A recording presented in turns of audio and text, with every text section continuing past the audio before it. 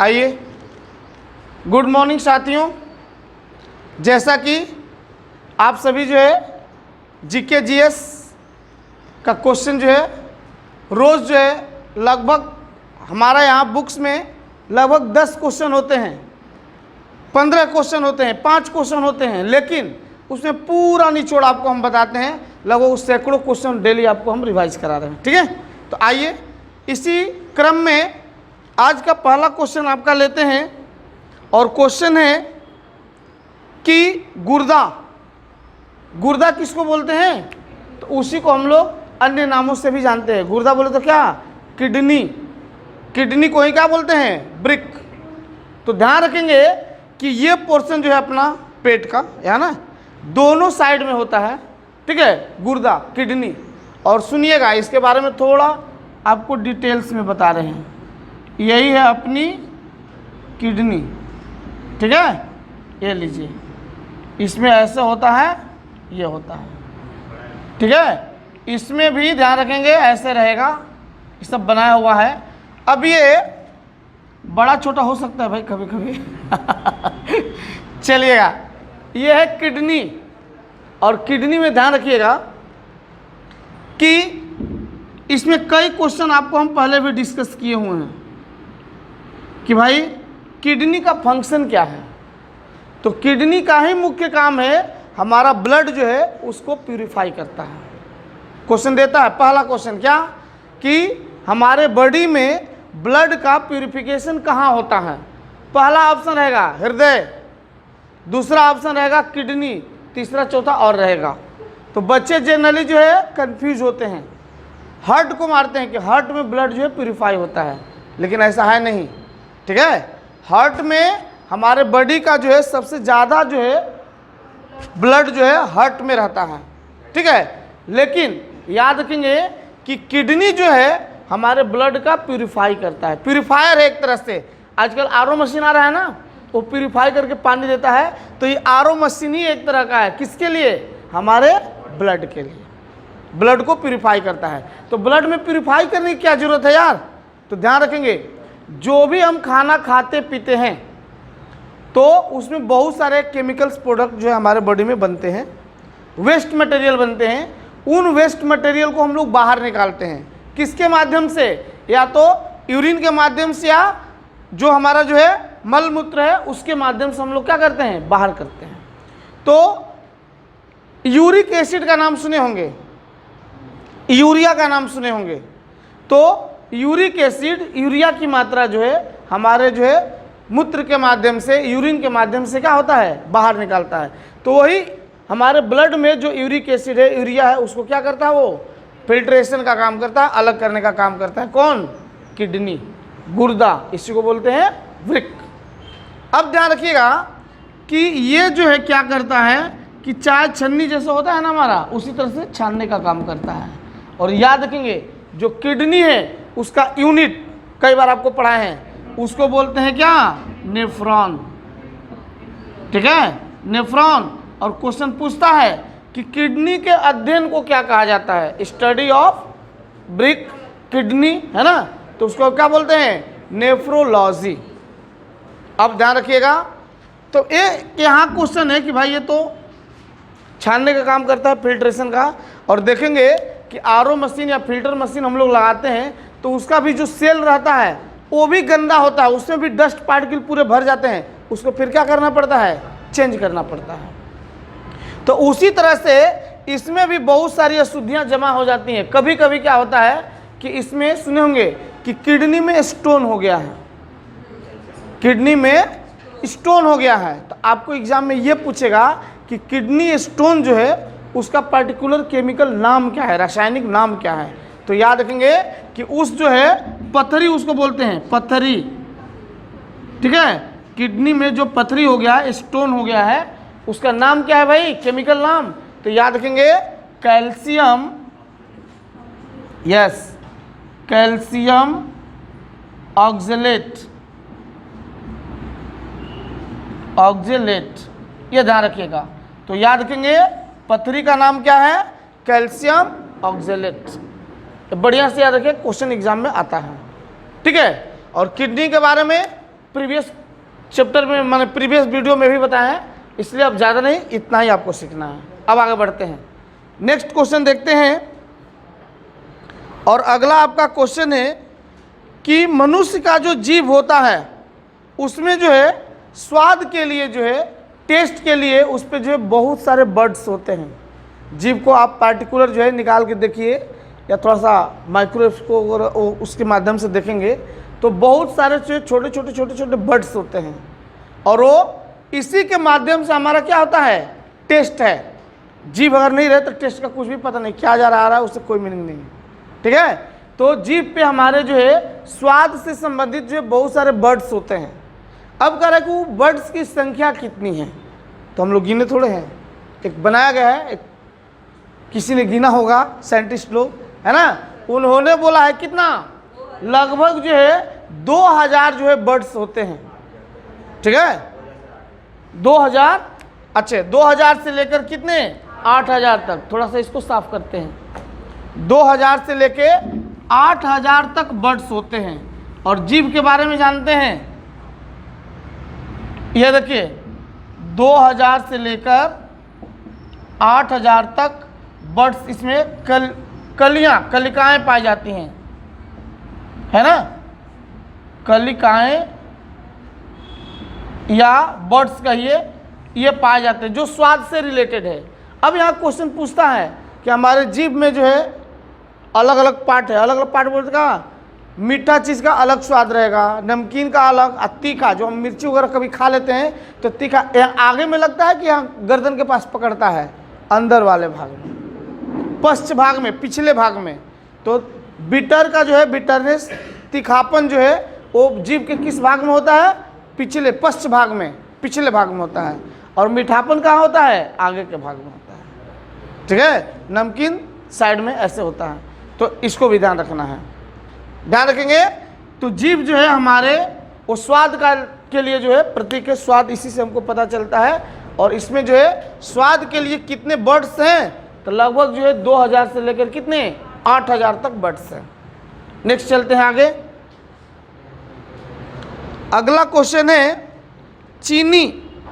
और चीनी के बारे में आप लोग जानते हैं, सभी लोग खाते हैं चीनी, नहीं हो, शुगर। और ध्यान रखना भैया, यहाँ क्वेश्चन है कि चीनी का जो है केमिकल फॉर्मूला क्या होता है, ठीक है। चीनी बोले तो शुगर, ध्यान रखिएगा, शुगर, चीनी, इसका केमिकल फॉर्मूला होता है C12, C12, H22 और O11। और ध्यान रखिएगा, चीनी जो है, शुगर जो है एक प्रकार का क्या है, कार्बोहाइड्रेट है। क्या है, कार्बोहाइड्रेट है। और आप लोग जानते हैं, या ये बोल सकते हैं ऑर्गेनिक कंपाउंड है। ऑर्गेनिक कंपाउंड बोले तो क्या, जिसमें कार्बन भी एक जो है मेन एलिमेंट जो है होता है। जनरली आप लोग को कार्बोहाइड्रेट के बारे में बताया हुआ है, क्या चीज़, कि कार्बोहाइड्रेट जो होता है उसका नॉर्मल जो है, जनरल जो है फॉर्मूला होता है क्या, CnH2nOn। इसी में पूछता है आपके एग्जाम में कि कार्बोहाइड्रेट में कार्बन, हाइड्रोजन और ऑक्सीजन, इसका रेशियो क्या होता है, तो याद रखेंगे 1:2:1। लेकिन देखिए इसमें ऐसा हो रहा है क्या, तो नहीं। तो इसमें जो है पाया जाता है वो ऑर्गेनिक कंपाउंड, जिसका नाम क्या है, जैसे मान लीजिए ग्लूकोज है, सुक्रोज है ना, उनका यहाँ बात वो कार्बोहाइड्रेट के रूप में आएंगे, ठीक है। तो ग्लूकोज, सुक्रोज, फ्रुक्टोज, ये सभी क्या हैं, कार्बोहाइड्रेट के टाइप्स हैं।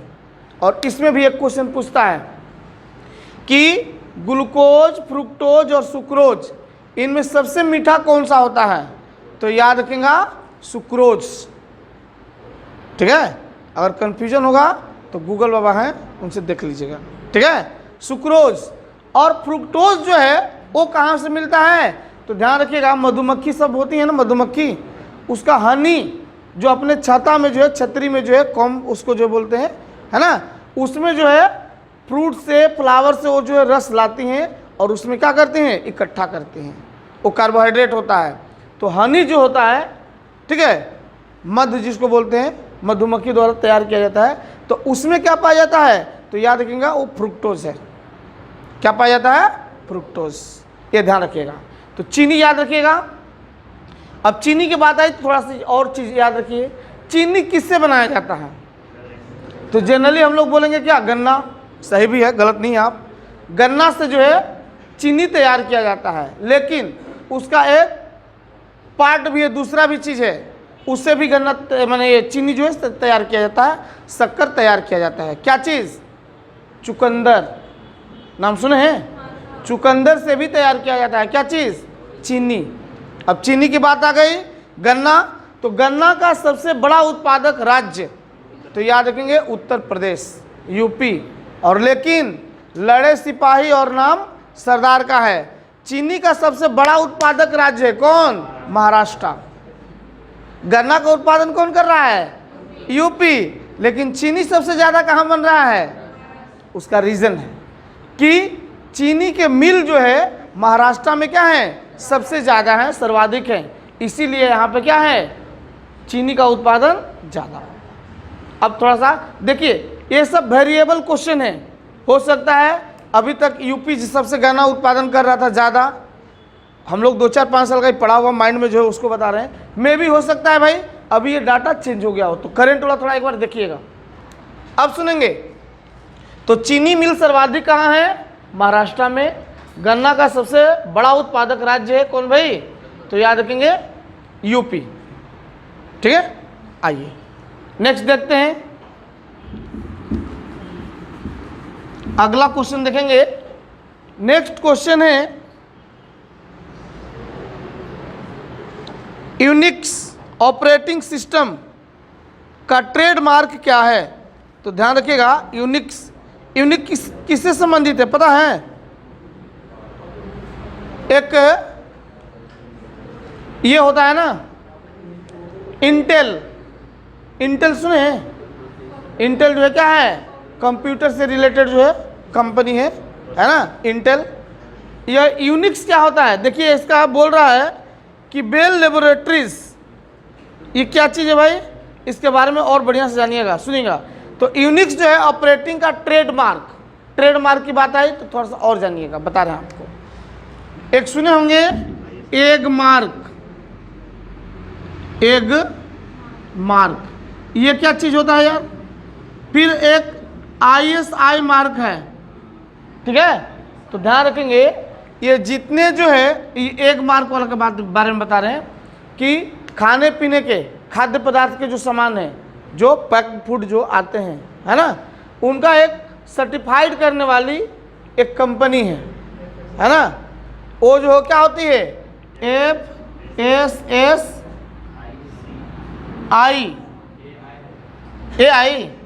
हाँ AI।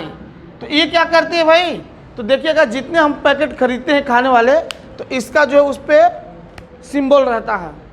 तो ये संस्था है, ये क्या करती है, सर्टिफाइड करती है, क्या चीज़, सर्टिफाई करती है कि ये जो है खाद्य पदार्थ जो है अच्छा है, अच्छी इसकी क्वालिटी है, इसकी गुणवत्ता अच्छा है, आप इसको यूज कर सकते हैं, खा पी सकते हैं।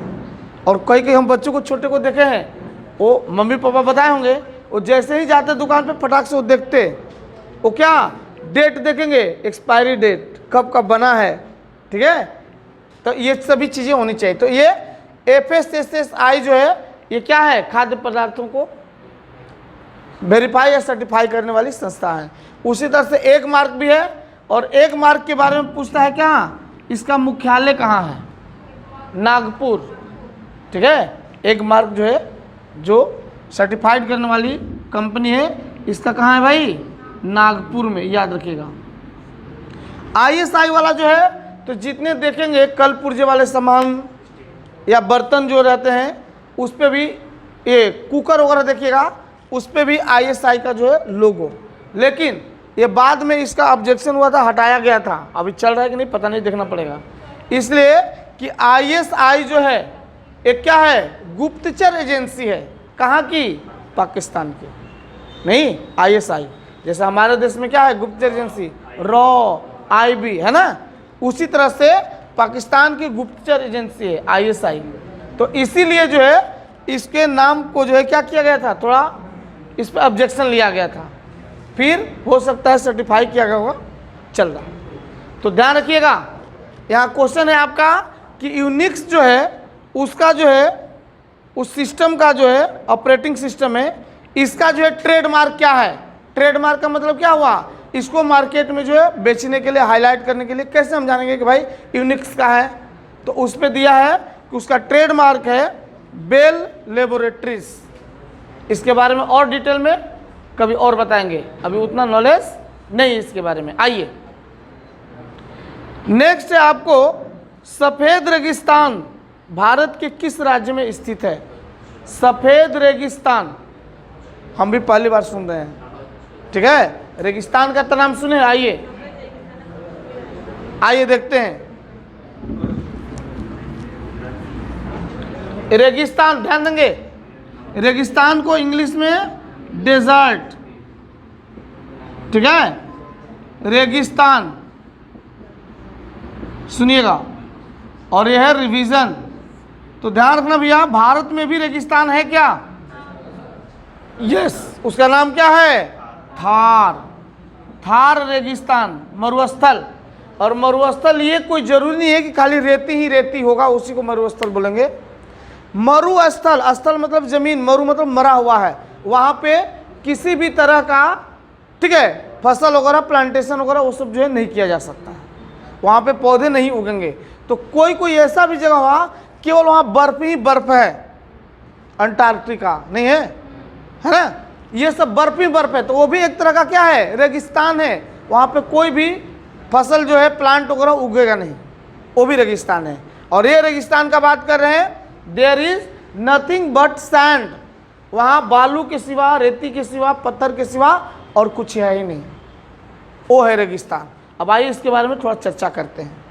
तो याद रखेंगे, भारत में अगर चलते हैं तो भारत में है क्या, थार रेगिस्तान है। और याद रखिएगा ये कहाँ पड़ता है, राजस्थान में। कहाँ है, राजस्थान। मेन हमको बताना है ये कि ये थार जो है, इसका पहले पाकिस्तान तो इंडिया का ही था ना, अब जो है ये हो गया है कि कुछ हिस्सा इस थार का, बहुत सारा तो इंडिया में ही है, मैक्सिमम पार्ट इंडिया में है, कुछ हिस्सा चला गया कहाँ, पाकिस्तान में। तो इसी थार मरुस्थल का जो हिस्सा पाकिस्तान में है उसको किस नाम से जाना जाता है, तो चोलिस्तान। याद रखिएगा क्या नाम है, चोलिस्तान। पाकिस्तान तो उसका है चोलिस्तान। और ध्यान रखना भैया, और क्वेश्चन ऐसे नहीं पूछेगा कि थार मरुस्थल का जो हिस्सा जो है पाकिस्तान में, उसको किस नाम से जानते हैं, वैसा नहीं। अब क्या पूछेगा, चोलिस्तान रेगिस्तान कहाँ पड़ता है। अब सुनो, माने किस देश में है, ऐसा पूछ देगा। तो याद रखेंगे, चोलिस्तान कहाँ है, पाकिस्तान में, ठीक है। अब आइए, अब दुनिया का सबसे बड़ा मरुस्थल कौन सा है, तो याद रखना भैया, दुनिया का सबसे बड़ा मरुस्थल कौन, सहारा नहीं, मरुभूमि, उसका नाम क्या है, सहारा। वो बोलता भैया सबकी सहारा चाहिए, नहीं तो हम तो क्या हैं, रेगिस्तानी हैं, या कुछ उगेगा नहीं। अगर कुछ आप लोग हेल्प करेंगे, टेक्नोलॉजी लाएंगे, तो हो सकता है यहाँ भी कुछ करिश्मा हो जाए, है ना। तो सहारा, और ये सहारा मरुस्थल कहाँ पड़ता है, अफ्रीका में, दक्षिण अफ्रीका, है ना, अफ्रीका में पड़ता है सहारा। अब ये पूरे वर्ल्ड की बात हो गई, दुनिया की। अब क्वेश्चन है कि एशिया, जिस कंटिनेंट में हम लोग रहते हैं, एशिया महादेश में सबसे बड़ा जो है रेगिस्तान कौन सा है, तो याद रखेंगे उसका नाम है गोबी। उसका नाम क्या है, गोबी। और ये गोबी मरुस्थल कहाँ पड़ता है, याद रखेंगे मंगोलिया देश का नाम। यहाँ तो अफ्रीका लिख दे रहे हैं, अफ्रीका। और एक गोबी कहाँ पड़ता है, मंगोलिया। और याद रखिएगा, कभी भी हम पढ़ाते हैं तो ये आता है तो पूछते हैं आपसे क्या चीज़, कि मंगोलिया की राजधानी कहाँ है, तो याद रखेंगे उलान बटोर। मंगोलिया देश की राजधानी कहाँ है, उलान बटोर, ठीक है। हाँ, अब देखिएगा नेक्स्ट है, ये हो गया पूरे वर्ल्ड का, ये हो गया एशिया का, और भारत का तो बता ही दिए क्या है, थार, ठीक है। तो इस तरह से आपको तैयार करते चलना है। तो हमारा क्वेश्चन यही था। अब क्वेश्चन था क्या, यहाँ का जो क्वेश्चन था कि भारत में जो है किस राज्य को सफ़ेद मरुस्थल कहा जाता है, तो याद रखेंगे गुजरात। ठीक है, गुजरात। अच्छा, एक चीज़ और दिमाग में आ रहा है, गोभी आया था गोभी, फूल गोभी हम लोग खाते हैं ना, पत्ता गोभी। तो अब एक क्वेश्चन पूछता है कि इस पृथ्वी पर सबसे बड़ा फल कौन सा होता है। यस, कटहल, फनस जिसको आप लोग बोलते हैं, कटहल है ना, सबसे बड़ा फल है वो, क्या बोलते हैं, जैक फ्रूट। हाँ, तो कटहल जो है वो क्या है, सबसे बड़ा फल है, कहाँ, इस पृथ्वी पे, और कटहल हम लोग खाते हैं। चलिए आगे नेक्स्ट देखिएगा, अगला क्वेश्चन हम लोग देखते हैं। नेक्स्ट क्वेश्चन है, एक नवजात शिशु के शरीर में कितनी हड्डियां होती हैं। ध्यान देना भैया, तो ध्यान रखेंगे, हड्डी की बात आ गई। नवजात शिशु, इसको क्या बोलते हैं, इन्फेंट, जो बच्चा पैदा हुआ, नहीं इन्फेंट। तो इन्फेंट जो है, शिशु जो है इतना छोटा, एक हमारे दोस्त उनकी बच्ची हुई है, ये इतना प्यारी है, देखे हैं। ठीक है, तो ध्यान रखिएगा कि छोटे बच्चे जो हैं, जो पैदा हुए, उनके शरीर में कितनी हड्डियां होती हैं, तो 200, रुकिएगा, इसमें अब हम बता रहे हैं ऑप्शन 206, 208, ठीक है, फिर शायद 300 के आसपास है, 300 है ना, इस तरह से रहेगा, मान लीजिए 400।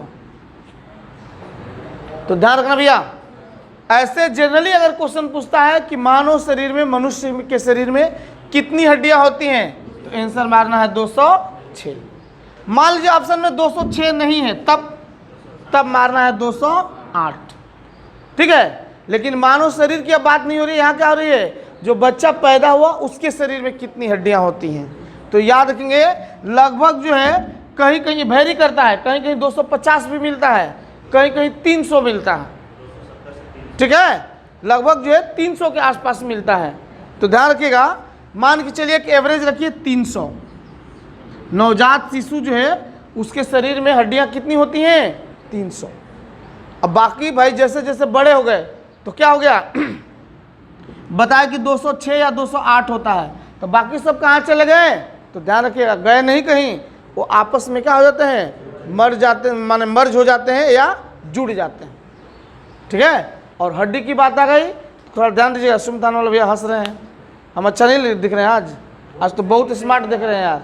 चलो, तो ध्यान रखिएगा कि हड्डी की बात आई है, ध्यान रखेंगे। तो हमारे कान में कितनी हड्डियां होती हैं, तो याद रखना भैया, एक कान में 3 और एक कान में 3, टोटल कितना, 6 हड्डियां।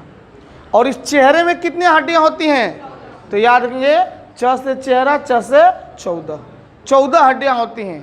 और वो अमिताभ बच्चन प्रचार करते हैं नवरत्न तेल का, खोपड़िया में लगा लो, नहीं हो, तो खोपड़ी में जो है कितनी हड्डियां होती हैं, 8। याद रखिएगा, खोपड़ी में 8, चेहरे में 14, कान में 6। अब क्वेश्चन है कि हमारे शरीर की सबसे बड़ी हड्डी कौन सी है, फीमर, कहाँ पाई जाती है, तो याद रखेंगे, जांघ में पाई जाती है। और दूसरी बड़ी हड्डी टिबिया, दूसरी बड़ी हड्डी क्या है, टिबिया। और टिबिया हड्डी कहाँ पाई जाती है, तो टांग बोलना है, पैर, टांग बोलते हैं इधर, ठीक है, टांग में पाई जाती है। तो बड़ी हड्डी तो हो गई कि सबसे बड़ी हड्डी फीमर, जांघ में। उससे सेकेंड वाली बड़ी हड्डी कौन है, टिबिया, वो कहाँ, ट से टिबिया और ट से टांग में, ऐसे याद रखिए। अब क्वेश्चन हो गया कि सबसे छोटी हड्डी कहाँ पाई जाती है, तो याद रखेंगे, सबसे छोटी हड्डी का नाम है क्या, स्टेपिस। और स्टेपिस कहाँ पाई जाती है, याद रहेगा।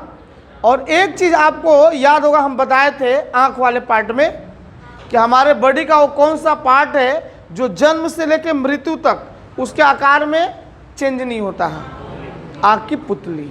और एक और है स्टेपिस, याद रखिएगा, कान में जो है उसका भी आकार घटता बढ़ता नहीं है, एक बार कंफर्म भी कर लीजिएगा आप लोग। ठीक है, चलिए अब हड्डी की बात है, तो हड्डियों के अध्ययन को क्या कहा जाता है, ऑस्टियोलॉजी। याद रखेंगे, हड्डियों के अध्ययन को क्या कहते हैं, ऑस्टियोलॉजी। और हड्डी के ही बारे में है तो ये भी सुन लो कि हड्डी जो है किसके मिलने से बना होता है, कौन कौन सा चीज होता है, तो याद रखेंगे कैल्शियम और फास्फोरस, फास्फेट, ठीक है। तो याद रखेंगे कैल्शियम और फास्फोरस से बना हुआ था हमारा हड्डी।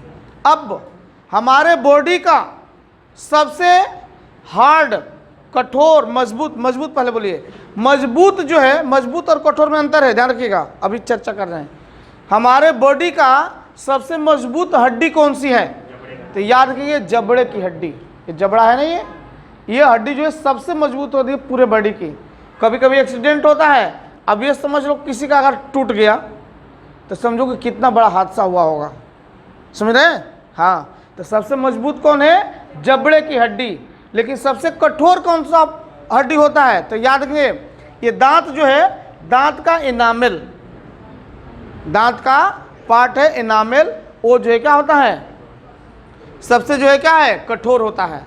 अब क्वेश्चन रहता है कि हमारा दांत जो है किससे बना है, तो कैल्शियम और वही फास्फोरस हड्डी ही है, समझ आ रहा है। तो ऐसे भैया याद करते चलिएगा, यही श्रीवास्तव सर पढ़ाते हैं, ठीक है। चलिए नेक्स्ट आगे बढ़ रहे हैं। अगला क्वेश्चन है, लो आ गया, शिक्षा का अधिकार, आ जाओ।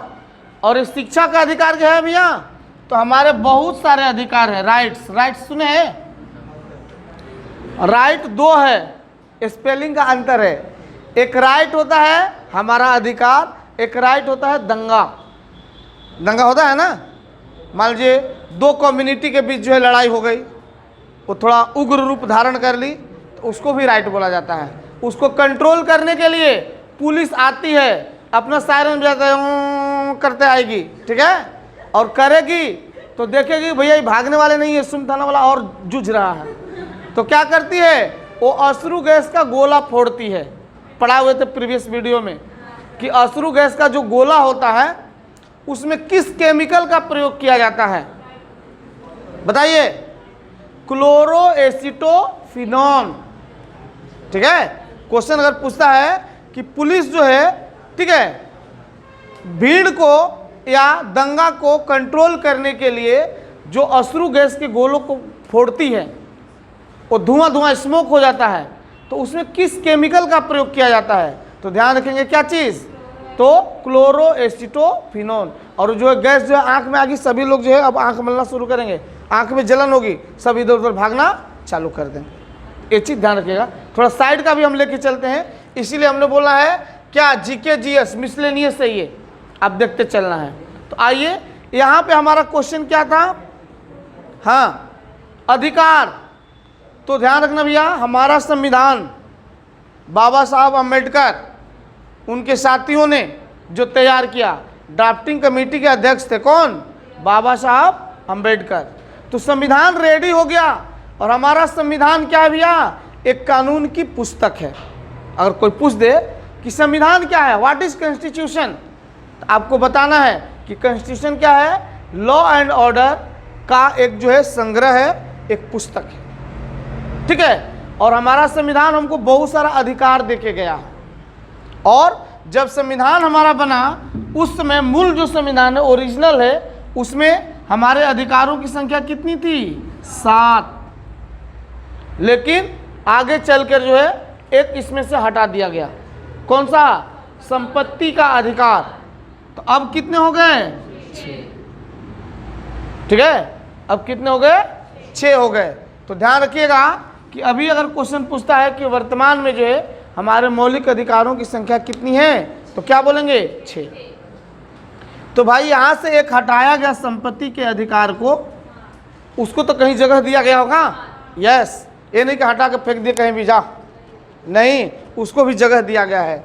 आर्टिकल, अनुच्छेद का सुने होंगे नाम, 300 का 1 कहिए, चाहे क कहिए चाहे ए कहिए, यहाँ पे उसको रखा गया है। अब ये संपत्ति का अधिकार जो है हमारा मौलिक अधिकार नहीं है, फंडामेंटल राइट नहीं है। अब ये कौन सा अधिकार है, तो याद रखें, अब ये है विधिक अधिकार, कानूनी अधिकार है। ये क्वेश्चन देता है कि संपत्ति का अधिकार किस प्रकार का अधिकार है, तो कानूनी अधिकार है, विधिक अधिकार है। एक क्वेश्चन और माइंड में आ गया कि हम लोग वोट देते हैं, वोट देते हैं, तो वोट देते हैं तो वोट देने का अधिकार जो है हमारा, हमको वोट देने का अधिकार है किसको? जो 18 साल कंप्लीट कर, मतलब 18 साल के हो गए। क्वेश्चन पूछता है ना कि वयस्क मताधिकार की मिनिमम आयु, न्यूनतम आयु क्या है? तो याद रखेंगे वयस्क मताधिकार की न्यूनतम आयु है 18 साल, 18 ईयर्स।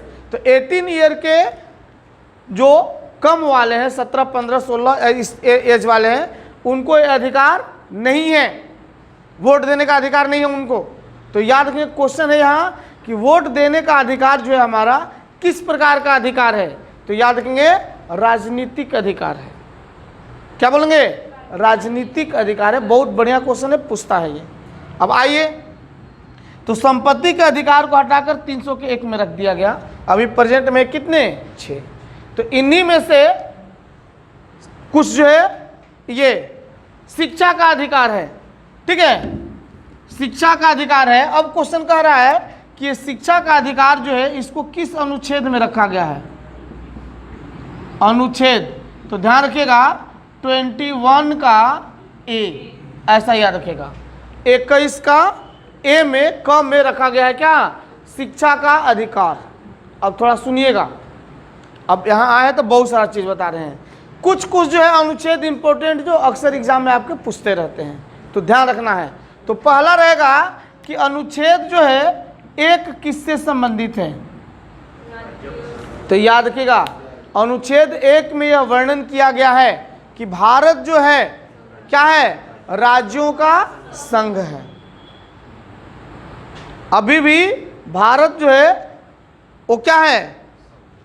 राज्यों का क्या है? संघ है, ऐसा बताया गया है। भारत एक राष्ट्र है या देश है, ऐसा नहीं लिखा गया है। ये राज्यों का क्या है? संघ है, कई राज्य मिला के बना हुआ है। तो पहला अनुच्छेद है, ठीक है। इसको क्वेश्चन कई तरीके से पूछ सकता है कि भारत राज्यों का संघ है, इसका वर्णन किस अनुच्छेद में है? अनुच्छेद 3-4 दे देगा, पहला, दूसरा, तीसरा, चौथा, ऐसा दे देगा। तो पहला अनुच्छेद जो है किससे संबंधित है? कि भारत जो है राज्यों का संघ। ऐसे ही आगे बढ़ेंगे तो आपको इंपॉर्टेंट वाले केवल बता रहे हैं। अब देखिएगा, एक है अनुच्छेद कौन सा? 19। 19 किससे संबंधित है? प्रेस की स्वतंत्रता, मीडिया की स्वतंत्रता। उसी तरह से अगर 18 चलते हैं, 18, ये क्या है? 18 जो है याद रखिए, ये है क्या कि नहीं, ये जो है पदवियों का अंत किया गया है इसमें, ठीक है, पदवियों का अंत, जैसे माय लॉर्ड ये सब बोलते थे ना, वो सब खत्म। और अनुच्छेद 17 ये किससे संबंधित है? अस्पृश्यता का अंत। ये अस्पृश्यता क्या होता है? तो नॉन टचेबिलिटी का ये, चाहे अनटचेबिलिटी। आज से 40 साल पहले, 35 साल 50 साल पहले क्या होता था? छुआछूत की भावना रहती थी। छोटे कास्ट बड़े कास्ट में, अरे ये छोटा कास्ट है, आप चेयर पर नहीं बैठोगे, आप खाट पर नहीं बैठोगे, है ना, उसे टच हो गया तो नहाना पड़ेगा। ये गलत परंपरा थी हमारे देश में, है ना। उसको जो है ख़त्म किया गया और उसका वर्णन किस अनुच्छेद में है? आर्टिकल 17, अनुच्छेद 17। इसको बोलते हैं अस्पृश्यता का अंत, ठीक है। इसी तरह से आर्टिकल 24 है, 24, इसमें जो है क्या है? 23-24, ये संबंधित है बाल श्रम निषेध, है ना। बच्चों को जो है कितने? 14, अप टू 14 साल तक के बच्चों को किसी भी जोखिम भरे हुए काम में, हेवी वर्क में, कल कारखाने में नहीं लगाना है, नहीं रखना है। उनका वो एज क्या रहता है? 14 साल तक। वो उनका जो है पढ़ने लिखने का, एंजॉय करने का, खुली दुनिया को देखने का जो है उनका एज रहता है। उनको लगा दिए काम पे, उनका वहीं से ग्रोथ क्या हो जाएगा? कम हो जाएगा, पढ़ेंगे नहीं, लिखेंगे नहीं। और इसीलिए गवर्नमेंट जो है आए दिन देखते होंगे क्या, बाल श्रम निषेध से संबंधित जो है कानून भी बनाई है, उस पर अवरोध लगाई हुई है कि अगर कहीं कोई पकड़ा गया कि बाल श्रम माने बच्चों को काम पे लगाया हुआ है तो उस पर एक्शन हो सकता है, ठीक है। तो ध्यान रखेंगे। इसी तरह से है एक है 21 जो अभी चर्चा किए थे, अनुच्छेद 21, और 21 में ही पार्ट ए है जो शिक्षा के अधिकार से संबंधित है। ऐसे एक्चुअल में अनुच्छेद 21 जो है किससे संबंधित है? दैहिक स्वतंत्रता। सुनेंगे कि जब राष्ट्रीय आपात लागू होता है, राष्ट्रीय आपात आर्टिकल 352 352 नेशनल इमरजेंसी, उस दौरान हमारे जितने जो अधिकार दिए गए हैं संविधान द्वारा वो सभी सीज हो जाएंगे, लेकिन हमारे दैहिक स्वतंत्रता का अधिकार जो है वो सीज नहीं होता है। मतलब दैहिक स्वतंत्रता बोल तो क्या? प्राण की स्वतंत्रता। मान लीजिए देश में इमरजेंसी चल रही है, कोई हमको मारने आ रहा है, जान लेने आ रहा है, तो हम क्या करेंगे? तो उसके लिए फ्री हो, आप न्यायालय में जा सकते हो, कोर्ट में जा सकते हो, जहां दरवाजा खटखटाना है जा सकते हैं। लेकिन उस इमरजेंसी के दौरान आप सोचेंगे भाषणबाजी कर लें, लोगों का गुट बना के कुछ ऐसा कर लें, वो सभी चीज़ें सीज हो जाती हैं। लगे तो आपकी सैलरी भी रुक जाएगी, गवर्नमेंट रोक देगी। जो मान लीजिए 20,000 25,000 50,000 दे रही है उसको कम कर सकती है कि नहीं भाई देश में हमारा आपात आ गया है, उसको कंट्रोल करना, आप इतने ही में अभी काम चलाओ। ठीक है, ऐसा चीज़ें हो सकती हैं। और शिक्षा का अधिकार के बात आया तो शिक्षा का अधिकार है, एक है कर्तव्य बना दिया गया है, मौलिक कर्तव्य। थोड़ा सा ध्यान रखिएगा, हम जब पढ़ाने लगते हैं तो थोड़ा डिटेल में आ जाते हैं। कर्तव्य ध्यान रखिएगा भैया। तो मौलिक कर्तव्य जो है हमारे कितने थे संविधान में? 10 फंडामेंटल ड्यूटीज 10 थे, लेकिन अब एक बढ़ गया। कौन सा? वो जो है 11 हो गया। कौन? तो याद रखिएगा कि हर माँ बाप को, पेरेंट्स को यह दायित्व है उनका कि अपने बच्चों को कम से कम प्राइमरी एजुकेशन देना ही है। ठीक है, तो ये भी एक कर्तव्य बढ़ गया। किस संविधान संशोधन के तहत? 86वां है ना, 86वां संविधान संशोधन वर्ष 2002। बहुत इंपॉर्टेंट क्वेश्चन है भैया, ध्यान रखेंगे। शिक्षा को जो है मौलिक कर्तव्य के रूप में हमारे संविधान में शामिल किया गया कि शिक्षा हमारा पेरेंट्स का जो है वो मौलिक कर्तव्य है, फंडामेंटल ड्यूटीज है कि आप अपने बच्चों को मिनिमम इतना एजुकेशन देना है, प्राइमरी एजुकेशन देना है। ठीक है, और ये किस संविधान संशोधन के तहत? तो याद रखिए 86वां संविधान संशोधन है। ठीक है, किस वर्ष में इसको ऐड किया गया है? तो याद रखेंगे 2002 में। तो इस तरह से हम लोग पढ़ते चलेंगे। अब आगे देखते हैं, एक दो क्वेश्चन और डिस्कस करते हैं, फिर पढ़ेंगे मैथ। अब आइए देखिएगा, क्वेश्चन है कि एक जो है जियो स्टेशनरी सैटेलाइट जिसका नाम है एप्पल, वो कब जो है प्रक्षेपित किया गया था? सैटेलाइट के बारे में बहुत सारी चीज़ बताए हैं आपको। ठीक है, सैटेलाइट क्या होते हैं बताए हुए हैं। क्या? कि जो प्लैनेट होते हैं, प्लैनेट के चारों तरफ जो मूव करने वाले बॉडीज होते हैं उनको हम लोग बोलते हैं क्या? सैटेलाइट। हिंदी में बोलते हैं क्या? उपग्रह। जैसे प्रधानमंत्री तो उप प्रधानमंत्री, मतलब प्रधानमंत्री के नहीं रहने पे या कहीं जाने पे वो काम को संभालेंगे। ठीक है, या उनके इर्द गिर्द वो रहते हैं। कौन? उप प्रधानमंत्री, वाइस। ठीक है, प्रेसिडेंट होते हैं, जैसे प्रेसिडेंट और एक वाइस प्रेसिडेंट होते हैं। तो उसी तरह से ग्रह है और इसके क्या होते हैं? उपग्रह, सैटेलाइट। जियो सैटेलाइट के बारे में बताया था आप लोगों को कि जियो सैटेलाइट क्या होते हैं भाई? तो याद रखेंगे, उनको ऐसे प्रक्षेपित किया जाता है, लॉन्च किया जाता है उनको कि उनका स्पीड और पृथ्वी जो मूव कर रही है उसका स्पीड, दोनों का स्पीड सेम हो जाए, सेम गति से, सेम जो है स्पीड से वो क्या करेंगे? मूव करेंगे। तो हम दोनों, हमको देखने में क्या लगेगा कि वो स्थिर दिख रहे हैं, लेकिन एक्चुअल में स्थिर नहीं है, वो क्या है? मूव कर रहे हैं। तो इसीलिए बोला जाता है इनको जियो सैटेलाइट, भू स्थिर उपग्रह। और ये छोड़े जाते हैं कितने ऊंचाई पे? 36,000 किलोमीटर। याद रखेंगे, सैटेलाइट, जियो सैटेलाइट कितने आर्टिफिशियल वाले छोड़े जाते हैं? कितने? 36,000 किलोमीटर की ऊंचाई पे छोड़े जाते हैं। तो यहाँ क्वेश्चन है, इसमें बहुत सारा हम पहले डिस्कस किए हैं वीडियो में। यहाँ अब आपको बता रहे हैं कि एक एप्पल जो है, एप्पल, यही एप्पल होता है, सेब जो हम लोग खाते हैं। अच्छा बताइए, इसमें कौन सा एसिड होता है एप्पल में? यस, मैलिक एसिड पाया जाता है। किसमें? एप्पल में। ठीक है, तो आइए देखिएगा कि एप्पल कंपनी का जो है एक मोबाइल भी आया है, लेकिन वो मोबाइल की बात नहीं है। एप्पल जो है सैटेलाइट लॉन्च किया गया था जियो स्टेशनरी सैटेलाइट, वो कब छोड़ा गया था भाई? तो याद रखेंगे 1981। याद रखिएगा थोड़ा सा कि एप्पल जो है सैटेलाइट जो है मैन मेड है, आर्टिफिशियल है। ये कब लॉन्च किया गया था, कब प्रक्षेपित किया गया था? तो याद रखेंगे 1981, 1991, सॉरी 81, 1981। अब देख लीजिए आखिरी क्वेश्चन रहेगा, बैडमिंटन का जाल का केंद्र में कितना ऊंचा होता है? सुनेगा, बैडमिंटन का जाल, ये क्या जाल के बोले तो क्या हो गया? नेट, बैडमिंटन का नेट। आप भी बैडमिंटन खेले होंगे, ठीक है? तो नेट जो है तैयार किया जाता है ऐसा, ये पोल मान लीजिए रहता है, इधर ये पोल रहता है, ठीक है, और बीच में ऐसा जो है क्या है? नेट बनाया हुआ है, ठीक है?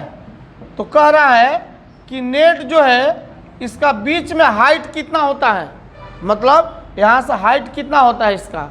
तो याद रखेंगे 5 फुट। और बाकी तो बताए हुए हैं कि बैडमिंटन के एक पक्ष में कितने खिलाड़ी होते हैं? 1 या 2, ठीक है? और ये भी बताए हुए हैं कि बैडमिंटन का जो प्लेग्राउंड होता है, खेल का मैदान होता है, खेल परिसर होता है, उसको क्या बोलते हैं? कोर्ट। और पिछले वीडियो में बताए थे कि जो टेनिस खेलते हैं, टेनिस, उसमें जो है एक कंक्रीट का पार्ट बनाया होता है जिसको हम लोग बोलते हैं क्या? Hard court. हार्ड कोर्ट क्या होता है? तो याद रखेंगे कि टेनिस के खेल के मैदान को जब वो कंक्रीट से बनाया जाता है तो उसी को हम लोग बोलते हैं क्या? Hard court. चलिए, बैडमिंटन आप भी खेलते रहिए, स्वस्थ रहिए, मस्त रहिए। इसी के साथ आज की सेवा समाप्त होती है।